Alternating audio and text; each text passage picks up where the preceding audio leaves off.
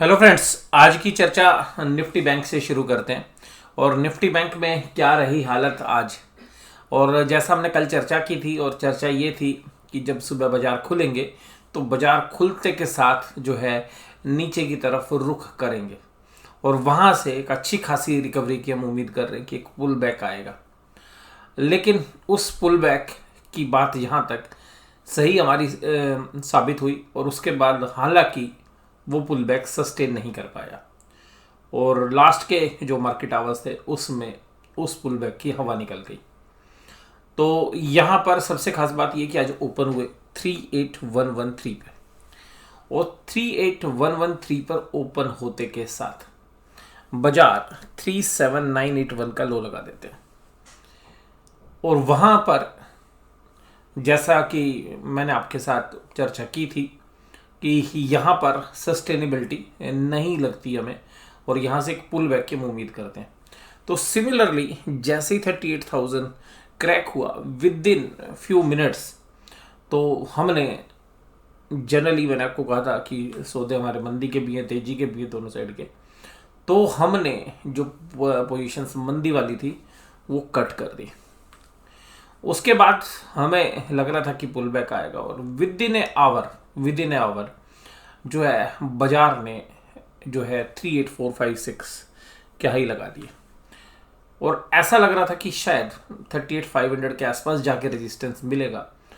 लेकिन for the safe side जब ये बाजार ऊपर की तरफ गए, उसके बाद थोड़ी देर जब यहाँ पर टहले तो ये पता चल गया, अगर आप डेली चार्ट को देखें क्योंकि चार्ट उस तरीके से नहीं है, तो यहाँ पर जब क्रैक बना तो इस क्रैक के टाइम पर हमने दोबारा से मंदी की पोजीशंस जो है बना ली।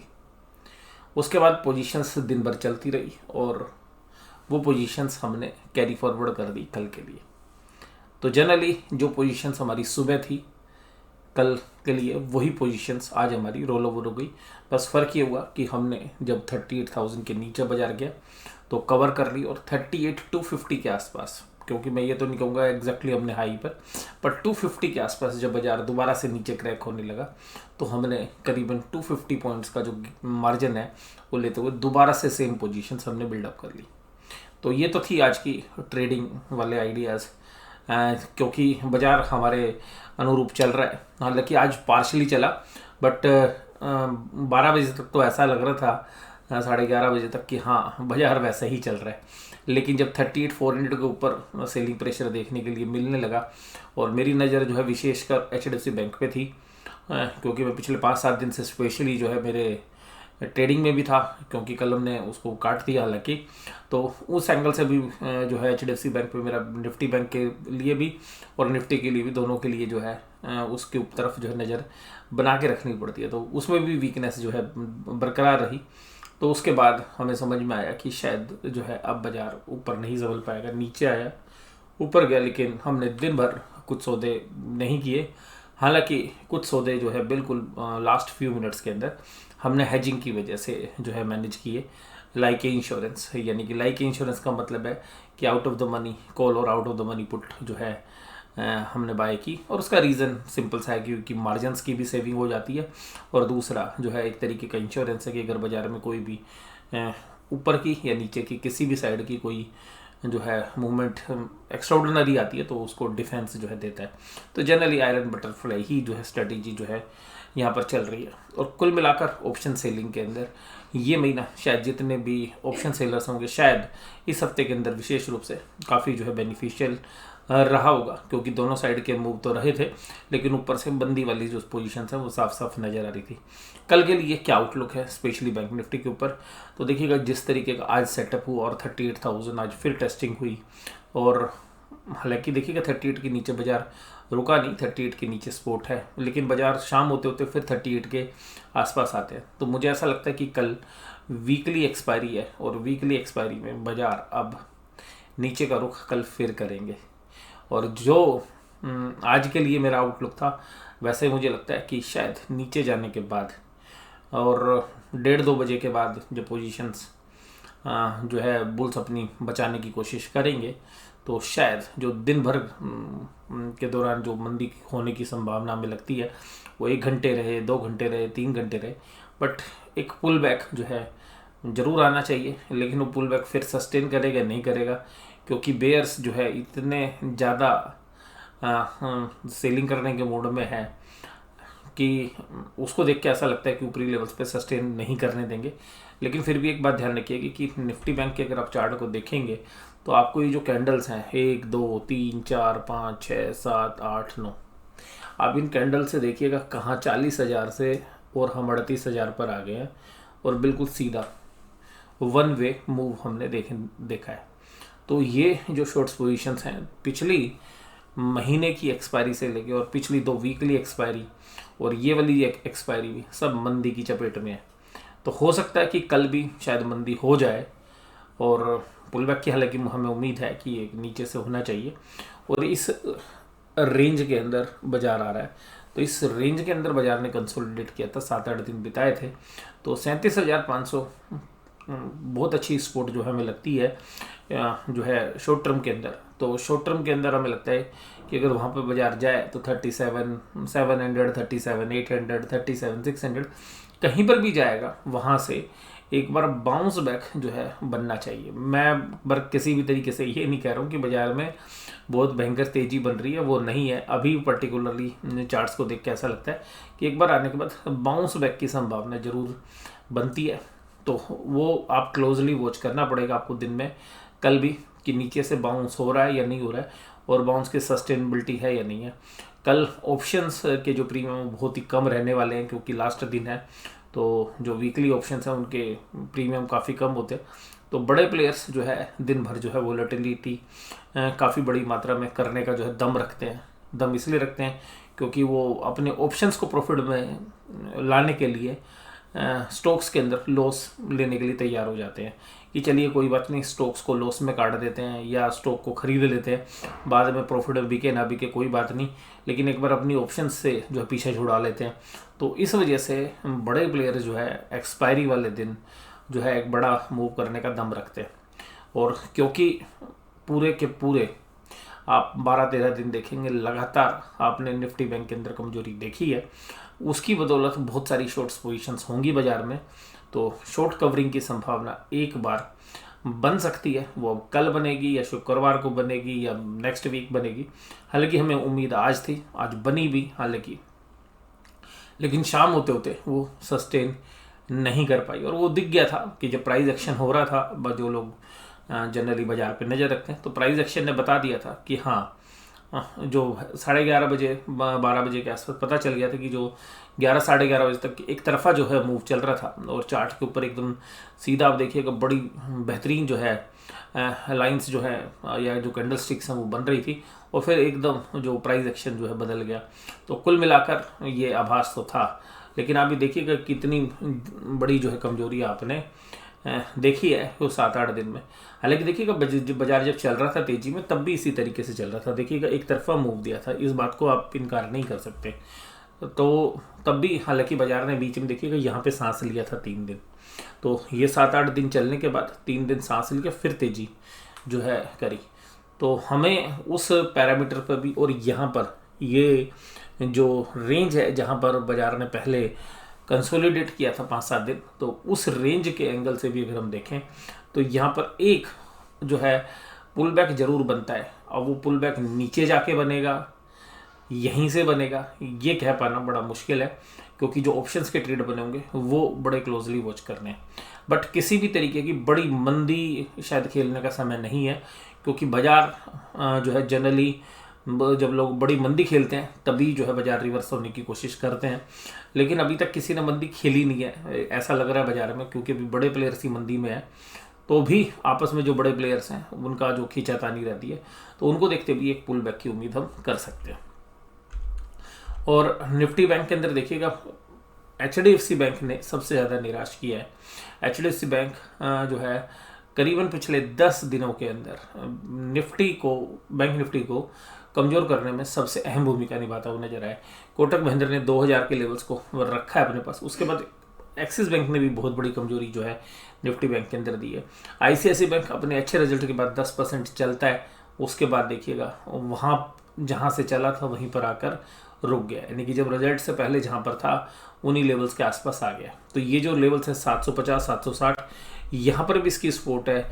इन सभी पैरामीटर्स को देखते हुए, इंडिविजुअल स्टॉक्स को देखते हुए शायद एक सपोर्ट मिलनी चाहिए। लेकिन मैं आपको सपोर्ट के एंगल से बात करूँ, HDFC बैंक ओवरसोल्ड है, एक्सिस बैंक जो है ओवरसोल्ड है, ICICI बैंक ओवरसोल्ड है, SBI न्यूट्रल ही मैं इसको मानूंगा, कोटक महिंद्रा बैंक न्यूट्रल है।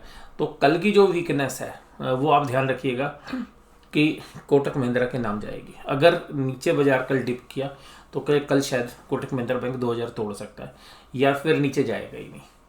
और बाकी जो बैंक है इनमें थोड़ा सा पुल बैक हो सकता है क्योंकि ओवरसोल्ड टेरिटरी में है। तो बाजार कल अगर मान लीजिएगा 38,000 के नीचे 38,700 38,800 के आसपास जाते हैं तो वो गलती नहीं करनी है जो जनरली ट्रेडर्स हर बार करते हैं कि चलो वीक हो रहा है बाजार और वीक कर दो। आप ये ध्यान रखिएगा कि बाजार अगर 38,700 के आसपास, सॉरी 37,700 37,600 के आसपास बैंक निफ्टी जाता है तो वो अपनी सपोर्ट के आसपास जा रहा है और जनरली सपोर्ट से बाउंस बैक की संभावना ज़्यादा बनती है। तो मुझे पर्सनली ऐसा लगता है कि केयरफुली जो है रहना चाहिए। और हम अपने पास्ट एक्सपीरियंस में भी ये चीज़ जो है पहले फेस कर चुके हैं कि कभी भी स्पोर्ट के आसपास जाके जो है जनरली बड़े प्लेयर्स कोशिश करते हैं कि आप लोग उस वीकनेस को देख के शॉर्ट्स बिल्डअप करें और वहीं से बाजार को जो है रिकवरी दी जाए। तो उन सभी चीज़ों को हम ध्यान रखते हुए इस बात को देखेंगे कि पहले कि वो लेवल्स टूटते हैं या नहीं टूटते हैं। और मुझे नहीं लगता कि 37,500 एक ही बार में टूटने वाला है, तो एक बार जो है वहाँ से बाउंस आना चाहिए। तो अभी जिस रेंज में बाजार घुसेगा अगर 38,000 के नीचे तो वो एक अच्छी सपोर्ट वाला एरिया है, वहाँ से बाउंस बैक की हमें काफ़ी अच्छी उम्मीद जो है। लेकिन मैं किसी भी कारण से ये नहीं कह रहा हूँ कि बाजार बहुत तेज़ी में हो जाएंगे, ये केवल 1 या 2 दिन के लिए जो है एक रिलीफ टाइप की जो है पुल बैक हम मानते हैं। उसके अलावा अगर बैंक निफ्टी के अलावा अगर निफ्टी में देखिए तो देखिए कि निफ्टी में भी जो कमजोरी रही 100 पॉइंट की। और सिमिलरली जब तक बैंक निफ्टी कमज़ोर है निफ्टी जो है ज़्यादा कुछ नहीं कर पा रहा है क्योंकि मोस्टली जो स्टॉक्स हैं निफ्टी के वो सब जो है पहले ही रैली कर चुके हैं। और सिमिलर चार्ट्स थे तो देखिएगा पुल बैक निफ्टी के अंदर भी आया, 18,000 के ऊपर भी गया, लेकिन देखिएगा टिकने नहीं पाया और टिक नहीं पाया। और उसके बाद देखिएगा सिमिलर चार्ट हुए और ये जो चार्ट्स हैं ये करीबन 0.56% की कमजोरी थी निफ्टी के अंदर। और बैंक निफ्टी भी सिमिलरली जो है उससे थोड़ी सी ज़्यादा गिरावट के साथ बंद हुए। तो निफ्टी बैंक अंडर परफॉर्म कर रहा है। तो शायद हो सकता है कि क्योंकि बहुत सारे जो ट्रेडर्स हैं वो निफ्टी बैंक के अंदर ट्रेड करते हैं और बहुत सारे जो शॉर्ट्स हैं वो शायद बिल्डअप हैं तो उनको भी एक बार जो है पुल बैक को फेस करना पड़ सकता है। हालांकि मैं यही कहूँगा कि बहुत सारे जो प्लेयर्स हैं जो बहुत बड़ी तेज़ी खेल रहे थे क्योंकि इतने अच्छे बुल रन के बाद, तो जिन लोगों ने भी तेज़ी नहीं की थी उन्होंने भी शायद अब लास्ट में तेज़ी कर ली। तो ये कंट्राडिक्शन व्यू जब रहता है तो शायद जो है एक पुल बैक है, छोटा पुल बैक मान रहा हूँ मैं, कोई बहुत सस्टेनेबल नहीं मान रहा हूँ कि बहुत बड़ी तेज़ी हो जाएगी, बट फिर भी जो बाजार के डायनेमिक्स हैं उसके अकॉर्डिंगली हमें लगता है। और रिलायंस देखिएगा कमजोरी दिखा रहा है, आज भी 41 पॉइंट्स की कमजोरी रिलायंस की वजह से आई। तो कहाँ पे अभी 2600 से ऊपर ट्रेड कर रहा था, अभी 2400 की लाइन में आ गया है। HDFC बैंक जो है दूसरा दिग्गज, HDFC लिमिटेड तीसरा दिग्गज, TCS और एक्सिस बैंक देखिए चारों का बड़ा हैवी वेट है जो आज माइनस में थे। और कुल अकेला जो है रिलायंस ने 41 पॉइंट्स की गिरावट दे दी। एडवांस डिक्लाइन रेशियो देखिएगा लास्ट के 1 घंटे में क्या हुआ, एडवांस डिक्लाइन रेशियो के चीथड़े उड़ गए, यानी कि करीबन 300 शेयर्स लास्ट के 1 घंटे के अंदर माइनस में गए। तो जो हम कह रहे थे कि पुल बैक होगा वो हुआ भी, लेकिन लास्ट के 1 घंटे में उस पुल बैक की सस्टेनेबिलिटी खत्म हो गई। मारुति सुजुकी आज भी चलता हुआ नजर आया, Asian paints, SBI life, Tata Motors, power grid, ITC, NTPC, Indian bank ये सब प्लस के अंदर बंद हुए। वहीं पर कमजोरी में था UPL, रिलायंस इंडस्ट्रीज, सिप्ला, ब्रिटेनिया, इंडियन ऑयल, एक्सिस बैंक, कोल इंडिया, डिवीज लैब। तो यहाँ पर सब कमजोरी के साथ काम कर रहे थे आज। उसके बाद अगर हम FIs के डेटा को रीड करने की कोशिश करें तो FIs के डेटा इतने वीक नहीं है भाई साहब जितनी अब बाजार में जो है संभल नहीं है। संभलने का मतलब आप समझ रहे हैं कि जब FIs इतना माल बेचते थे ना कुछ नहीं होता था। DIIs ने भी जो है 61 और हमारा जो मिस्टर इंडिया था वो कहता था चलो इतने तुम साइड में करते हैं। इसका मतलब क्या है कि मिस्टर इंडिया जो है अभी माल लेने के लिए तैयार नहीं है। तो इसका मतलब है कि पहले FIs ने दब के खूब सारा माल दिया जब सब लोगों ने खरीद लिया तब उन्होंने कहा अब हम नहीं खरीद रहे। तो अल्टीमेटली हर ऊपरी लेवल्स पर एफआईज ने सेलिंग किया। बट मुझे पर्सनली ऐसा लगता है क्योंकि एफआईज ने बहुत अच्छे शॉर्ट्स बिल्डअप कर रखे हैं, और अब देखिएगा इंडेक्स में बहुत सारे शॉर्ट्स हैं नहीं उनके, तो इंडेक्स तो उन्होंने मैनेज कर लिया है, तो एक इंडेक्स अब उनके शॉर्ट्स है नहीं, तो हो सकता है कि एक बार ऊपर रिकवरी करा दे और फिर शॉर्ट्स से बिल्डअप करें। तो इस वजह से भी पुल बैक आप एंटिसिपेट कर सकते हैं। और स्टॉक फ्यूचर्स के अंदर उनके शॉर्ट्स बिल्डअप है, तो हालांकि बहुत शॉर्ट्स नहीं है लेकिन पिछले महीने के भी कुछ शॉर्ट्स चल रहे हैं। तो इन सबको देख के भी ऐसा लगता है कि एक पुल बैक बनता है, जैसा आज बना। हो सकता है दिन भर के लिए ना हो, आधे दिन के लिए हो, बट कल क्योंकि वीकली एक्सपायरी है तो हमें लगता है कि 3 बजे के बाद भी जो है बुल्स एक बार खींचने की तो पूरी कोशिश करेंगे। और 2:30 बजे से लेकर 3:30 बजे के बीच में कल एक बढ़िया नज़ारा होने वाला है। कल जो है वॉल्यूम्स भी आपको 2:30 बजे से 3:30 में काफ़ी जबरदस्त तरीके से देखने के लिए मिलेंगे। और कल बुल्स एंड बियर्स की जो है तगड़े वाली लड़ाई जो है आप 2:30 बजे से 3-3:30 बजे के बीच आप देखेंगे। और हो सकता है कि कोई भी एक पार्टी जो है बाजार को एक तरफा खींच ले जाए, लेकिन क्योंकि बियर्स जो है बाजार को पहले ही बहुत नीचे ला चुके हैं, तो नीचे की तरफ अगर 37,700 37,500 की तरफ आते हैं तो जो है वहाँ पे सपोर्ट आ सकती है।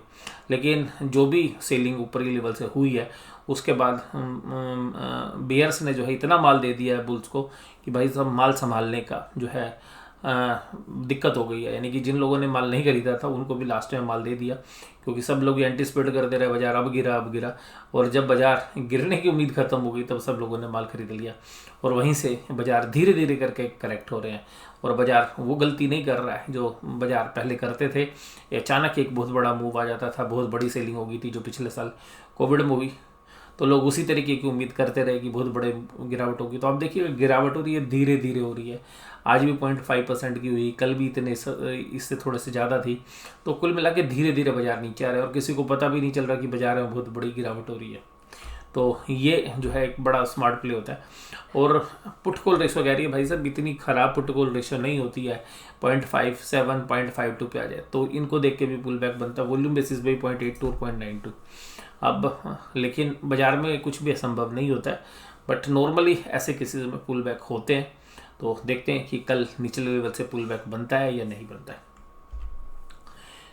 अगर ऑप्शन चेन को देखें तो 18,000 एक हर्डल है, मेन हर्डल है, वहाँ पे 62,000 कॉन्ट्रैक्ट जो है राइट कर दिए गए। मैं 18,000 को ही फोकस करूँगा, हालांकि 17,900 पर भी 46,000 कॉन्ट्रैक्ट ऐड किए, but total open interest 62,000 contract का है। 18,000 पर 1,27,000 है, साइकोलॉजिकल है। 18,000 से जब तक बाजार नीचे चलेगा, मंदी की चपेट में ही रहेगा। कोई भी अगर सस्टेनेबल पुल बैक आएगा, 18,000 के ऊपर बाजार आधे घंटे खड़ा रहेगा, तभी देखिएगा ये जो शॉर्ट्स वाले हैं जिन्होंने कॉल बेच रखी है ये ट्रैप होंगे, तो उससे पहले तो होने वाले नहीं है।